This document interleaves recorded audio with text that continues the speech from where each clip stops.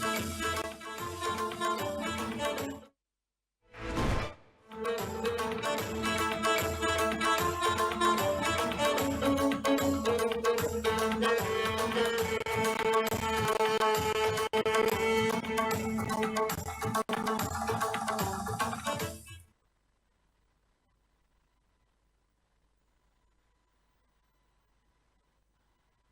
evening, ladies and gentlemen. Jai Hind.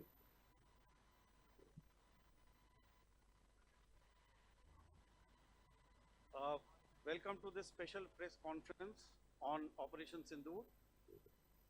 We will begin with opening statements by the three senior officers to my right here, who have been directly overseeing operations during Operation Sindoor.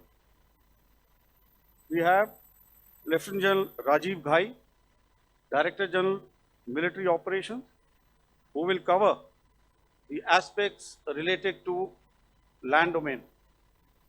Air Marshal A.K. Bharti, to his right, Director General Air Operations, will provide insights on the air domain. And to my right is Vice Admiral A.N. Pramod, Director General Naval Operations, who will cover aspects on maritime domain.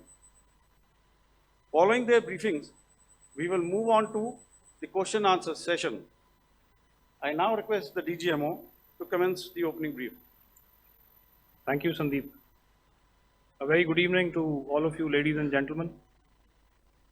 You are all by now familiar with the brutality and the dastardly manner in which 26 innocent lives were prematurely terminated at Pahalgam on the 22nd of April.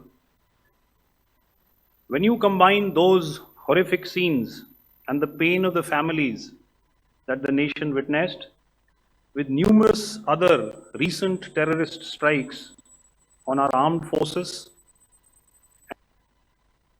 knew that the time had arrived to make yet another compelling statement of our resolve as a nation.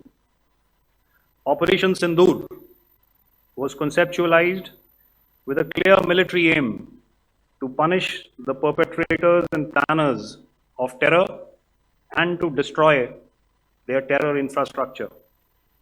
What I do not state here, of course, is the often stated determination of India and its intolerance to terror.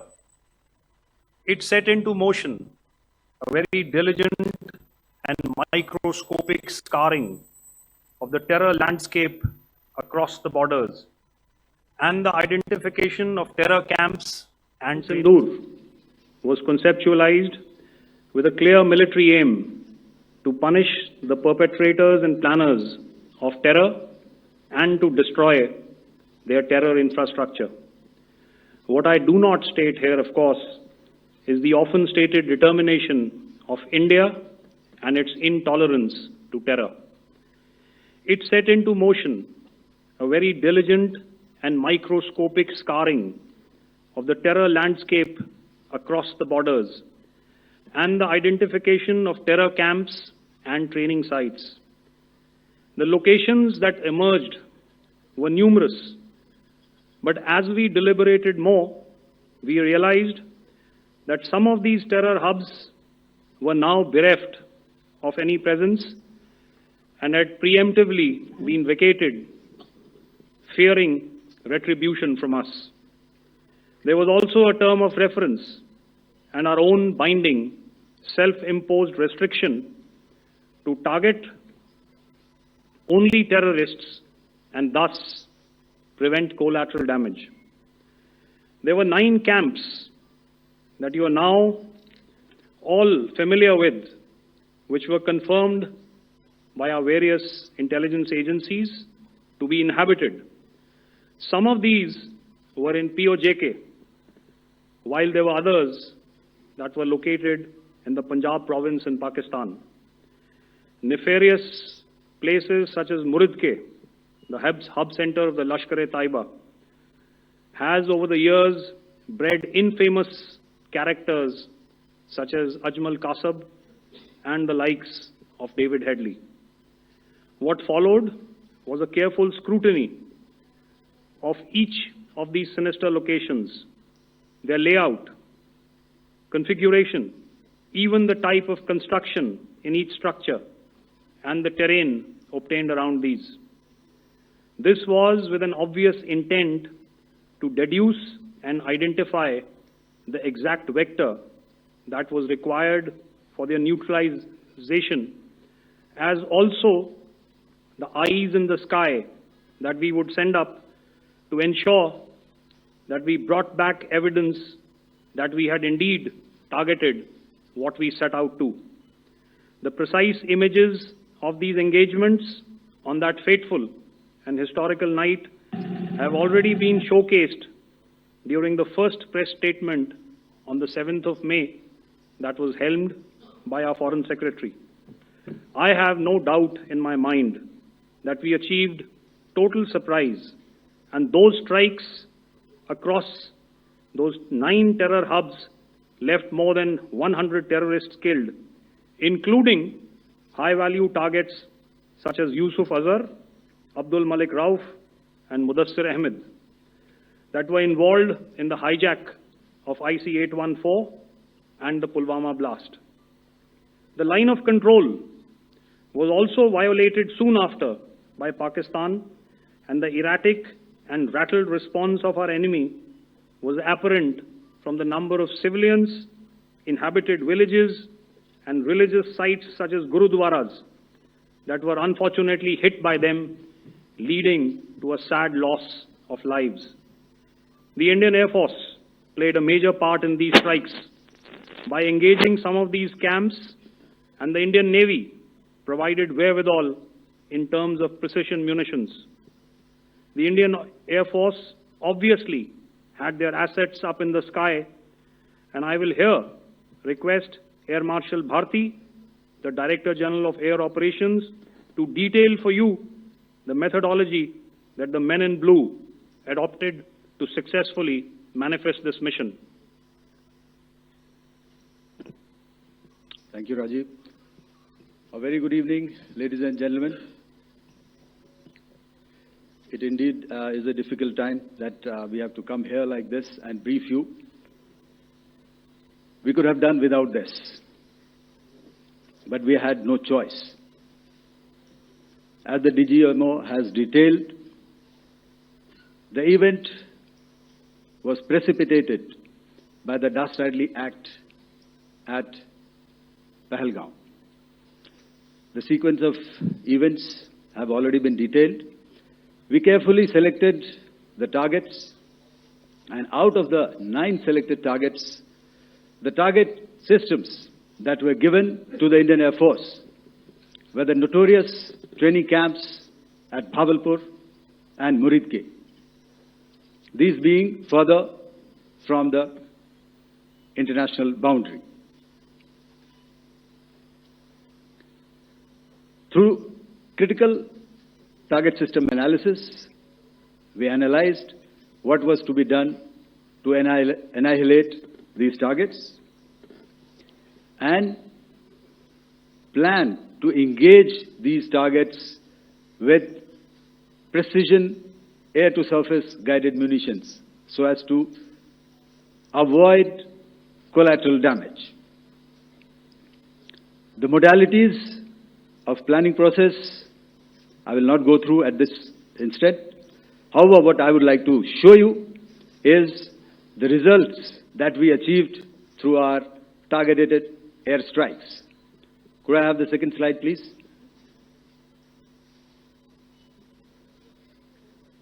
Yeah, change, please.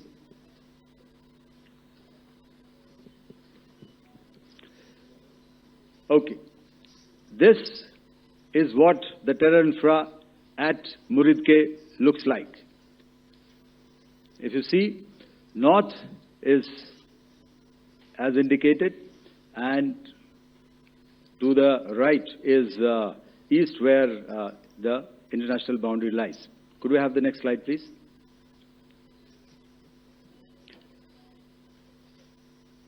Orientating.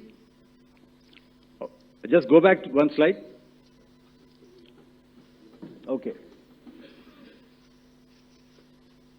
Please have a look at this red building, the series of buildings out here, and this empty ground. Next. If you relate, the empty ground is here, and you see this is the first weapon that is impacting. This is the impact point number 1 on Muridke training camp with our precision guided weapons on early morning 7th. Next, please. Keep your eyes glued for the second weapon coming in and the second impact on the selected target point. Next slide, please.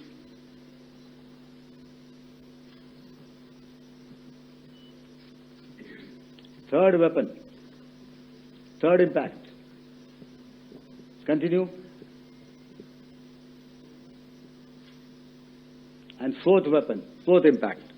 So through these targeted and precision targeting, we addressed the target at Muridke, which was the training infrastructure. Can you hear me? All right. Okay, I'll come closer to the mic. Now we go to the next target, which is the Bhavalpur training camp. Next slide, please. Okay, just wait. So the effect, if you see, the impact point, if I can point out, this is the impact point. The ammunition has gone through the roof and it has created a blast inside, the photographs of which you would have, all of you would have seen. And the red building, after that, there was this double-story building. It has been completely decimated by precision targeting. Next, please. The target system, which was in the north, a series of buildings. I'll show you how it looked. Next.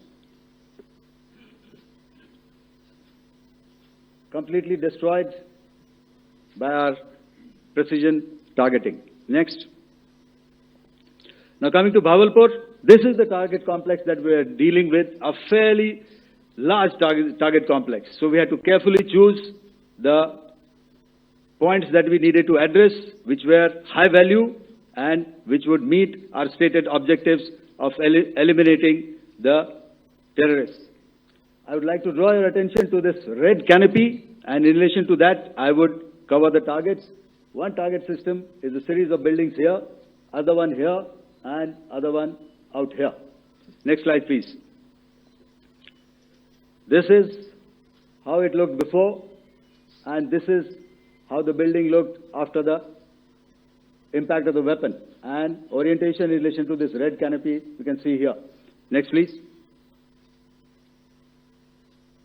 Before, next, and after. The roofs have completely collapsed. Next. This is the target system. Next. Precision targeting, and we have achieved our objectives here. Next. All right. So that was what we did on the 7th. Our objective was to address these two terrorist camps, and that we did with precision. And thereafter, we maintained a robust air defense posture, because remember, our objective was to target the terrorists and terrorist infrastructure, not any other infrastructure, not the Pakistani military, not the Pakistani any other infrastructure. So that is what we have maintained on the 7th of May. However, what we saw in the evening of 7th of May, we were saturated with a raid of Pakistani unmanned aerial vehicles and small drones.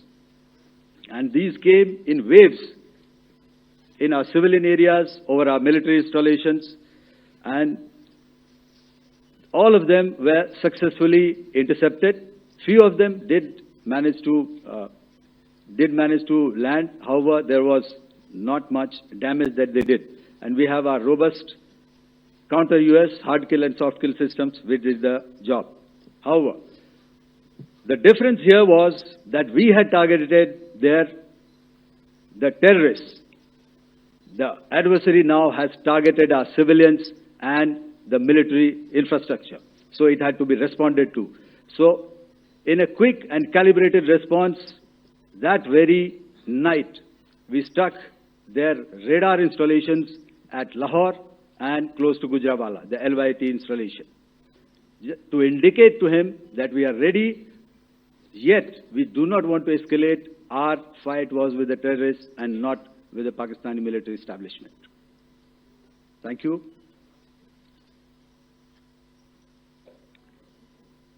Thank you, Air Marshal Bharti.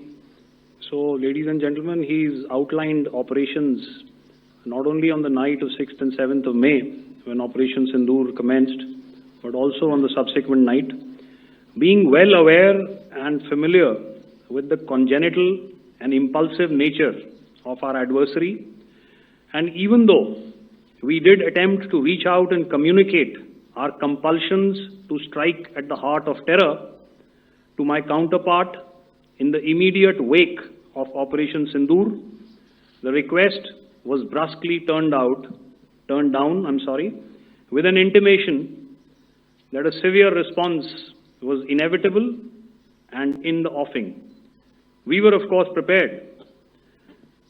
Operations on the 7th and the 8th, Air Marshal Bharti spoken about. On the night of 8th and 9th of May, they flew drones and aircrafts into our airspace all across the borders and made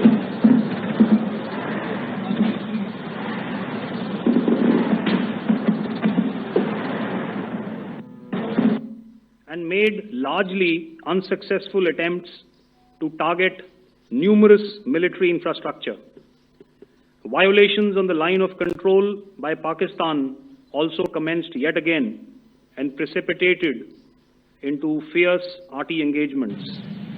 The air operations on the night of 8th and 9th of May, I'll yet again request the DG Air Operations to cover.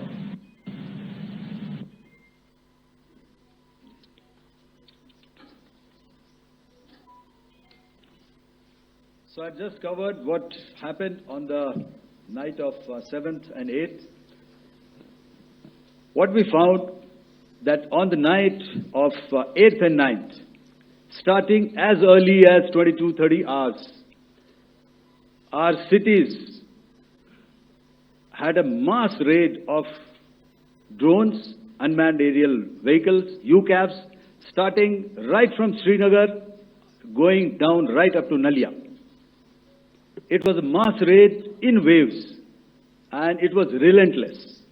However, we were prepared, and our air defense preparedness ensured that there is no damage on ground or to any of the intended targets that the enemy might have planned for.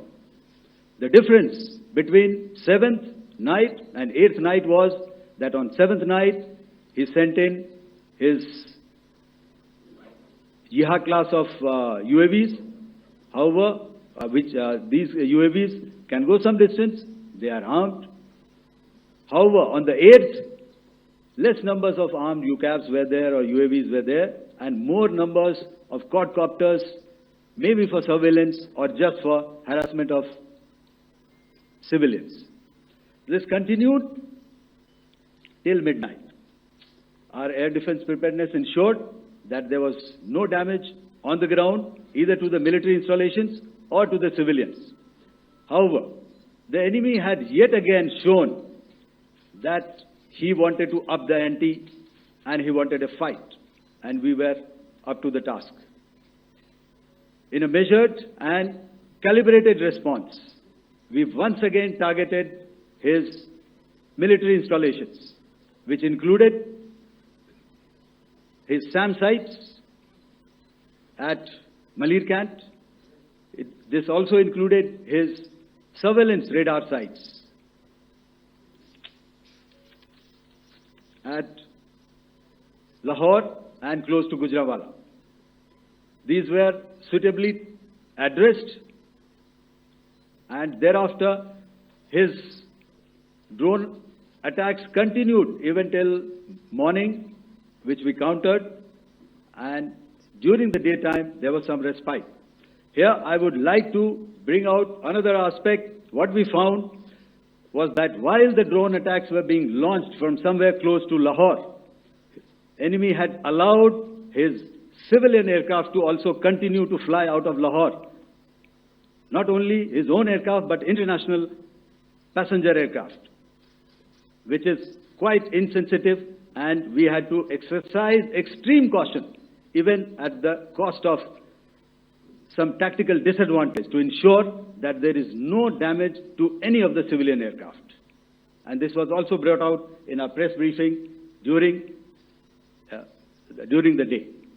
So I will now hand over to my colleague to cover the events of 9th onwards. On land, we also undertook certain measures such as deployment of air defense and electronic warfare assets to establish an integrated grid with the Indian Air Force, and I have seen and heard some of you wax eloquent about the benefits of such an architecture when it comes to negating and combating air intrusions. We also carried out deployment to include movement of our forces in the land, sea, and air domains. The night of the 9th and the 10th of May saw similar intrusions by drones and aircrafts, and this time there was a concerted effort to target airfields and some very, very important logistic installations, albeit yet again unsuccessful and denied gallantly and efficiently, I must say, by the integrated Indian Air Force and Indian Army Air Defense. We further strengthened our deployment and also initiated some pressure points to send a very clear and unambiguous message to the other side to desist from any misadventures on land. Some of the airfields and dumps saw repeated attacks in waves from the air. All were thwarted. The Pakistan Army has reported to have lost approximately 35 to 40 personnel in artillery and small arms firing on the line of control between the 7th and the 10th of May. What the other side had probably also not reckoned with was the speedy and precise turnaround and hit back by the Indian Air Force. And I will yet again ask Air Marshal Bharti to speak about these significant and game-changing strikes. I will thereafter request Vice Admiral Pramod, my colleague and Director General of Naval Operations, to tell us about some very telling naval maneuvers in the Arabian Sea that exerted pressure on the night of 9th and 10th of May. Over to you, sir. Thank you. Commencing about 2000 hours, that is 8 p.m. local time, on 8th of May, several Pakistani unmanned aerial systems, drones, combat vehicles attacked multiple IF bases. These included Jammu, Udhampur, Pathankot, Amritsar, Bhatinda, Nal, Dalhousie, Thois, Jaisalmer, Uttarlai, Falodi, Nalia. These were almost simultaneous and they came in waves. All our AD guns and other systems were waiting for them. All these waves were neutralized by our trained crew using the air defense systems that they have, and also some of them were utilized using our legacy systems like Pechoras and IF Summer, which we have recently acquired. And some were neutralized by the Garud snipers. There was no damage on ground from these incursions and these mass raids, if I could call them, from the Pakistani side. However, following these relentless attacks on our air bases, on our forward positions, and on our civilian targets, this was time to convey some message to our adversaries. And therefore, a decision was taken to strike where it would hurt. And towards that, in a swift, coordinated, calibrated attack, we struck his air bases, command centers, military infrastructure, air defense systems across the entire Western Front. The bases we struck include Chaklala, Rafiki, and mind you, Chaklala is Islamabad. Rahim Yar Khan, Sakar, sending a clear message that aggression will not be tolerated. This was followed by strikes at Sargoda, Bholari, Jacobabad. We also struck the C2 centers at Murid, the UAE complex at Murid, Rafiki, radar at Chunia, which I will show you, Rahim Yar Khan airfield, and the unmanned combat aerial vehicle hangar at Sakar. I would like to reiterate here that we have the capability to target every system at these bases and more. However, it was only a measured response to instill good wisdom to our adversary to refrain from further escalation. IF's response was directed only at military installations, avoiding civilian and collateral damage. I would now like to show you some of the effects that have been achieved as a result of our air operation.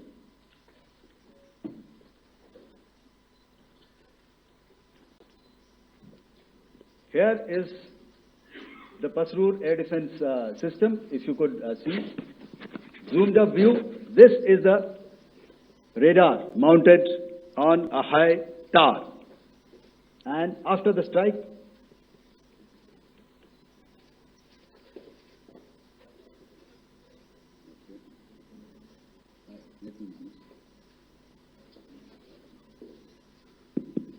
thank you.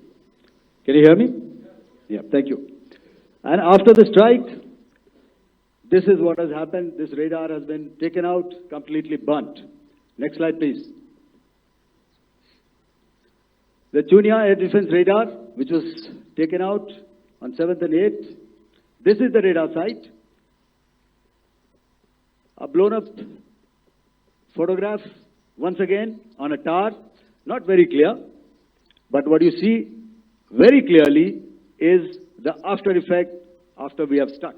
The radar head has been completely decapitated. Next slide, please. Arifwala air defense radar. In this complex, you see how it looked before, blown up image, and after really blown up. Next. Now coming to Sargoda airfield. Remember, this is one of their important airfields wherein they have a lot of assets, F-16s, other assets which they keep getting, training institutes. And we have stuck this airfield. It is not, if you zoom in here, then one impact point here on the runway and second impact point of our weapon, precision weapon on the runway. And if you see, this blown up, repairing going on. Same here. Next. Rahim Yar Khan. This is the area we have struck. A deep strike out here and one complex here. So this is how it looked before, and same, you see a big crater, another crater here, and this complex, after strike, neutralized. Next. Chaklala airfield, Noor Khan, once again a major air base, a lot of their logistic assets out here. This was the chosen complex that we intended to strike and convey a message. Next slide, please. This is how it looked before, and this is how it looked after our strike. Next, Sakar. We chose the radar site at Sakar. This is the radar site. And after it was struck, this is the aftermath, completely burnt out. Next, please. Aircraft shelter. This is how it looked before the strike, and this is how it looked after the strike. The roof of the buildings completely caved in and burnt. Next. Bolari Airfield. Aircraft hangar. This is how it looked before, and this is how it looked after the precision strike. Next. Jacobabad. Aircraft hangar, and this is how it looked after. Next. So what I'm trying to convey here, ladies and gentlemen, is to start with, our fight was neither with the Pakistani military nor with anybody else who's there on the other side. Our fight was with the terrorists. We neutralized the terrorists that we selected to be neutralized, and thereafter we only maintained the air defense posture. However, we were relentlessly pounded by waves after waves, night after night, by his UCAVs, by his drones, and by his other unmanned aerial systems. And that left us with no choice but to retaliate, and yet our retaliation was calibrated, it was graduated, and it was proportionate. Thank you.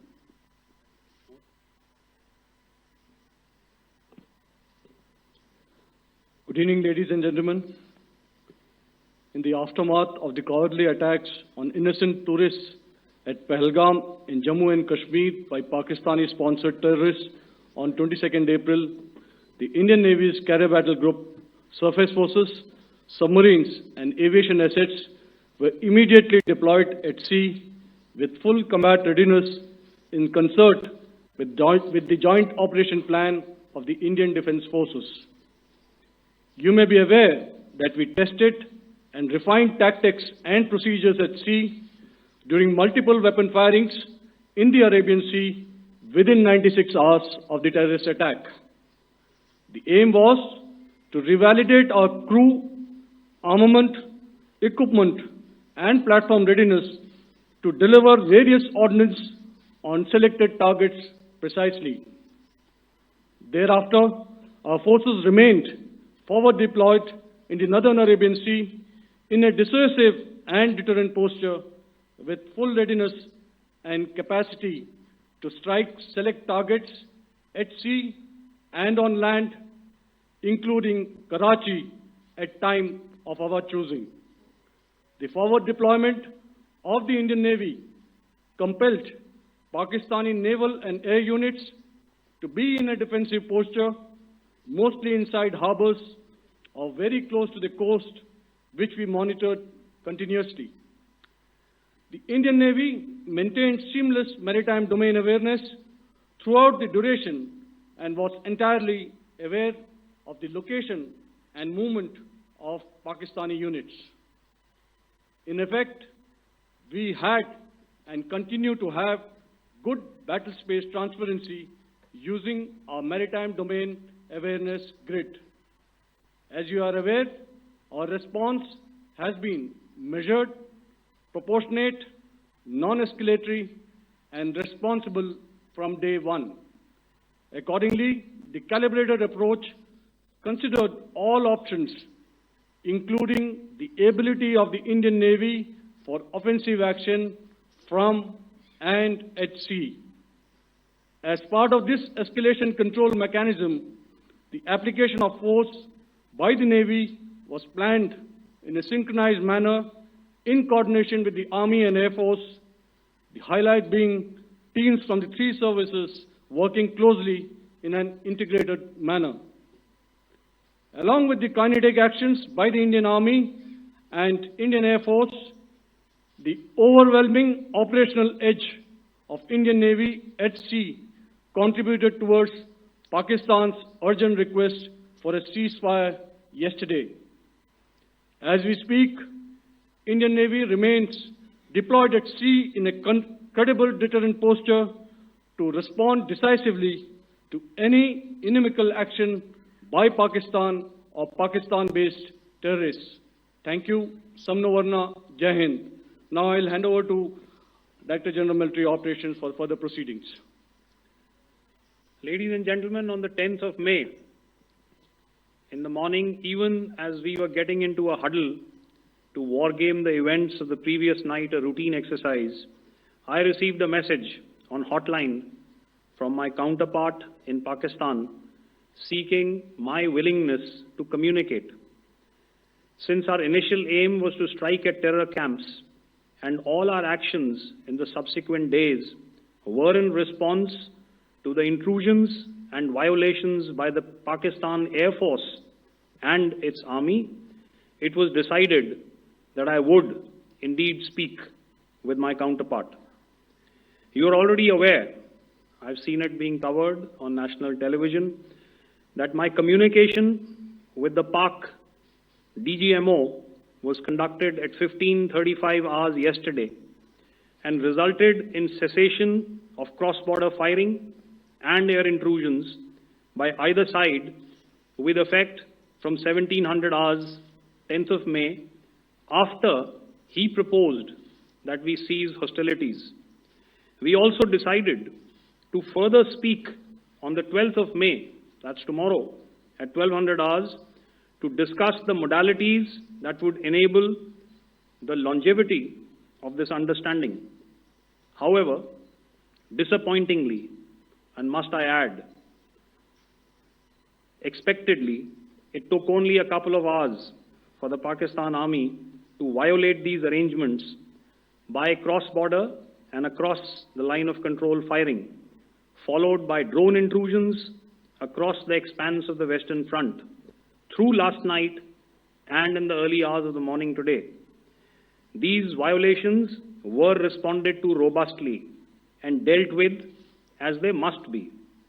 We have earlier today sent another hotline message to my counterpart highlighting these violations of the understanding between the DGMOs on the 10th of May and our firm and clear intent to respond to these fiercely and punitively, if repeated tonight, subsequently, or later. In this regard, I must inform all of you that the Chief of Army Staff has earlier today conducted a security review and has granted full authority to our Army commanders for counter-actions in the kinetic domain in case of any violation by Pakistan. In the end, I pay my solemn homage to my 5 fallen colleagues and brothers from the armed forces and civilians who have tragically lost their lives in Operation Sindoor. Our hearts go out to the bereaved families, and we express our solidarity to them in this lifetime and beyond, at this grave juncture in their lives. Their sacrifices shall always be remembered and spoken of in glowing terms by a grateful nation. We have thus far, ladies and gentlemen, exercised, and my colleague Pramod highlighted this, immense restraint, and our actions have been focused, measured, and non-escalatory. However, any threat to the sovereignty, territorial integrity, and safety of our citizens will be met with decisive force. Jai Hind. Okay, ladies and gentlemen, we are now open for questions. All right, now, since I would not know all of you, I would expect you to please raise the placard or your hand, and once I indicate, I expect you to please give out your name and the media group that you belong to. Keep your questions short so that we can take as many questions as possible. Also, ladies and gentlemen, kindly bear in mind that confidential aspects may not be answered by the three DGMOs. Right. I've got a lot of hands there. Let me start from the left. Left foot always in front when we start marching. So here we have to the left, okay. Yeah, 238. Hello. So this is Manas Pratimugyan from PTI, Press Trust of India. So the understanding that was reached yesterday on stopping the military operations and actions, was it for just 3 days? And what would be the cost escalation if there is violation of this understanding by the Pakistani side?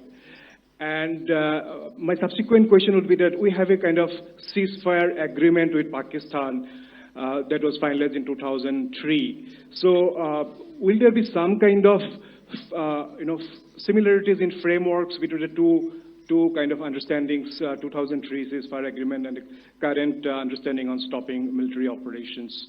And again, what would the cost that will be incurring on Pakistan if Pakistan again resorts to this kind of terrorist activities, because we have made it very clear that the cost will be very high. So I would like to have your thoughts on it. Okay, so I'll answer the latter part of the question first. I also want to add that while the initial ceasefire agreement, as you correctly pointed out, is of the 2003 vintage, but I must remind you that in 2021, in the month of February, and this was then when the crisis in eastern Ladakh was also on, the two DGMOs had spoken and arrived at a ceasefire understanding that lasted right up until this unfortunate attack at Pahalgam. Once our Foreign Secretary had announced the decisions of the CCS in the immediate wake of that attack, he had announced certain measures, and then of course Pakistan had in turn made its own announcements. Since then, there have been certain violations of this ceasefire understanding, and of course after the 7th of May, like I pointed out during my statement, that there have been numerous violations on the line of control especially, and of course along the international boundary by the Pakistan Army and the Pakistan Air Force. This understanding that we spoke about yesterday, no, it was not for 3 days.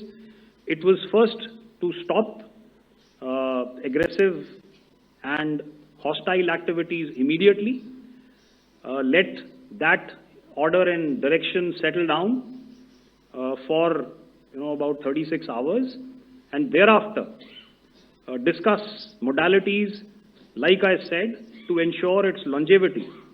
That is tomorrow, on the 12th of May. But unfortunately, we had a violation starting at approximately 1900 hours last night. And we've sent a communique, like I said, to the Pakistan Military Operations Directorate. And we will await as to what happens tonight. All right. The cost escalation, I'll leave it to your best imagination. I've already said that the response will be fierce and punitive. Now, the right foot forward. Yeah.